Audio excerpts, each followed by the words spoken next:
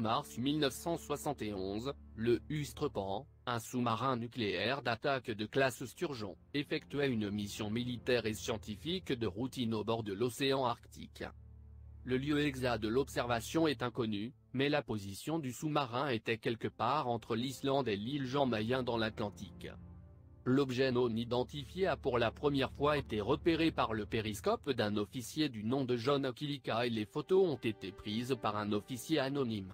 La qualité des photos est remarquablement bonne, ce qui n'est pas monnaie courante dans la sphère ufologique. Les images avaient été prises depuis le sous-marin américain qui se trouvait sur un trajet reliant l'Islande à l'île norvégienne de Jan Mayen, située dans l'océan Atlantique, avec à son bord l'amiral Dan Reynolds. Selon une archive navale américaine, l'Ustrepan se trouvait bien dans la région à l'époque, sachant que le contre-amiral Dan Reynolds a dirigé le bâtiment d'août 1970 à décembre 1973.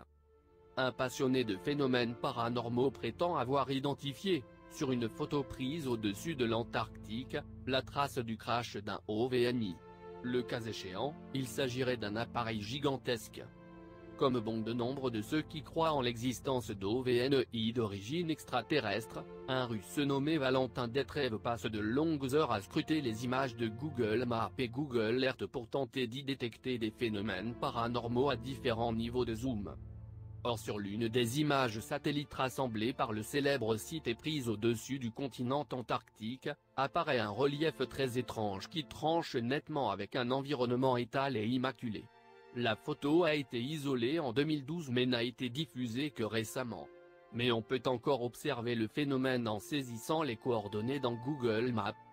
De forme oblongue, large de 20 mètres et longue de 70, cette fente serait, selon Valentin Detrev, la trace du crash d'une soucoupe volante qui aurait percuté le sol glacé par la tranche. Dès lors, il serait possible de penser que la carcasse de l'appareil pourrait reposer en dessous. Tout porte cependant à croire que cet impact est en fait une crevasse issue d'un mouvement naturel des glaces. Sa dimension gigantesque ne désempare pas les spécialistes interrogés par le DEIMAI, selon lesquels cette caractéristique n'a rien d'exceptionnel dans ces régions. Vaisseau en Antarctique. Un mécanicien de bord, sergent retraité de la marine américaine qui m'a demandé de l'appeler seulement Brillant. Il a vécu des expériences de la plus haute étrangeté alors qu'il participait à des opérations de fret et de sauvetage en Antarctique durant la période de 1983 à 1997, incluant plusieurs observations de disques volants argentés étincelants au-dessus des montagnes transantarctiques.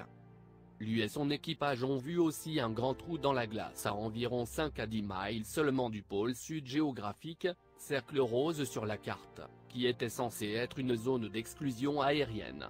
Mais lors d'une situation d'évacuation sanitaire d'urgence, ils sont entrés dans la zone d'exclusion aérienne et ont vu ce qu'ils n'étaient pas censés voir, l'entrée présumée d'une base de recherche scientifique humaine et extraterrestre créée sous la glace. Puis, dans un camp près de la Terre Maribyrnn, une douzaine de scientifiques disparurent pendant 2 semaines et quand ils reparurent, l'équipage de vol de Brillant reçut l'assignation d'aller les récupérer. Brillant dit qu'il ne voulait pas parler et que leur visage était effrayé. Brillant et son équipage reçurent à plusieurs reprises l'ordre de ne pas parler et on leur dit sévèrement qu'ils n'avaient pas vu ce qu'ils avaient vu. Mais on ne lui a jamais demandé de signer une déclaration de non-divulgation officielle.